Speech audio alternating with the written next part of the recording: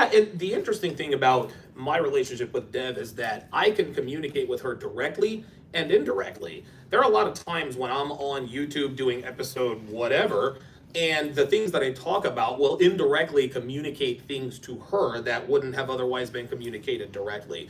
A lot of people early on would say, well, wait a minute, Donovan, because Devin kind of knows the man behind the curtain. Isn't it all just kind of, I mean, doesn't it all just kind of fall flat? She knows the process, so doesn't observing the process change the process? If you're transcongruent, if you're congruent, I don't know if I word it, if you're congruent, the answer is no. I, I am who I am. And this is what I try to teach guys. And listen, don't get me wrong, I used to teach pickup techniques, right? And Lucario says this all the time, it's not really about the pickup techniques. What you really want to do, you really want to amass enough confidence to be able to approach a woman from a position of genuine strength, not fake strength. You know, are you from Tennessee because you're the only 10 I see? What the fuck are we doing? You know what I mean? Like, what are we doing? Right? The greatest pickup line in the history of pickup artistry is hi, I'm Donovan. That's it. I mean, dude, the eye contact, the way you squeeze her hand, the way you smell, the way you look, your body posture, that says more than are your jeans made of mirrors because I can see myself in them. You know what I mean? I mean, dude, believe it or not, like guys actually used to teach this stuff. But but yeah, but like I said in my keynote speech, what I hope to do is I hope to help men and women build relationships. Make no mistake, I'm still pro man all the way, all day.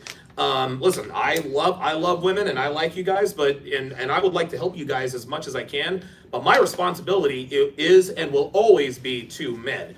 Please believe. But by the same token, I have to understand that we've been having two one-sided conversations for years. It's time to bring it together. Yeah. So last question for the panel. Let's talk about the state and the future of the manosphere. So whether you guys like it or not, I think you guys can accept this. You guys are kind of a part of the manosphere. Yeah. Where do you see the manosphere in 5 years? Pearl. Yes, Pearl. Yes. Sorry about that. I think that more and more women are gonna like. I think there's gonna be more and more conversations with women. Okay, good. That's what I see. Okay, very good. Yeah, that's what Kevin said. Kevin didn't want to set out to change anybody's mind. He says, "I just want people to have the conversations." Yeah. What do you think, Janelle? Well, it's interesting because the manosphere, I'm still learning as I just kind of got pulled into this world, and it's kind of like, okay, I'm in it now.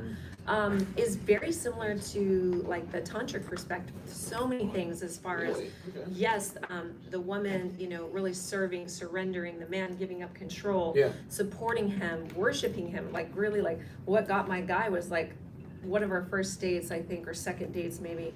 I like bowed down on my knees and I was like, "You're my God, you're my king." And he took a picture of that and he shared it on his story. He's like, "You're never gonna believe what just happened." Yeah, and he's like, "What the fuck," And so that's really what we teach in our work is like that the woman should really honor, respect, worship, and serve her man like he's God.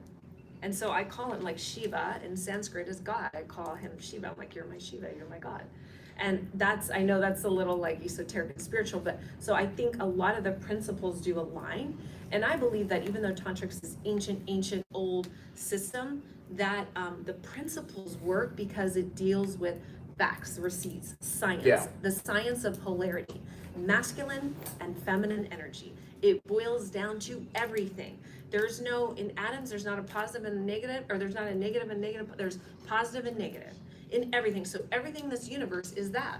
You see, it's sunny out now, pretty soon it's gonna be night, right? Yeah. We have hot and cold. We have yin and yang. Everywhere in the universe, you see polarity. And that's what Tantra bases relationships around, the principles of polarity. And so my work and what I teach and what the manosphere is, it's very parallel in so many areas. And I think what's gonna happen, we have this whole, and I'm gonna say this, I'm sorry, Donovan, this whole transgender, I identify as a light today and a dog and I'm a man, but I can have pregnant, like this stuff, it makes my head freaking spin. Can we just stand up? I have plenty of of dear friends in the LGBTQ, whatever all the freaking acronyms are, Alphabet. community. Like, I do have some women who, you know, are lesbians and all that, and that's great. The bottom line is, in every relationship dynamic, there's a masculine That's right. energy and there's a freaking feminine energy. That's right. And if you are born in this lifetime with a yoni, which is female genital, you are the follower and the man is the leader, period, point blank. And I think that's what the Manosphere teaches. That's what my work teaches, and I think with all this chaotic LBGT stuff, people, it's messing up the system, and they're gonna have to come back to this because it's the laws of science and nature.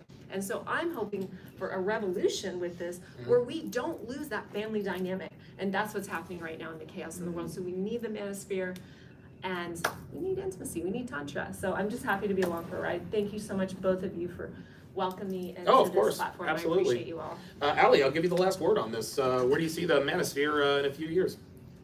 Well, what I would like, you know, hopefully to bring back masculinity in Western culture.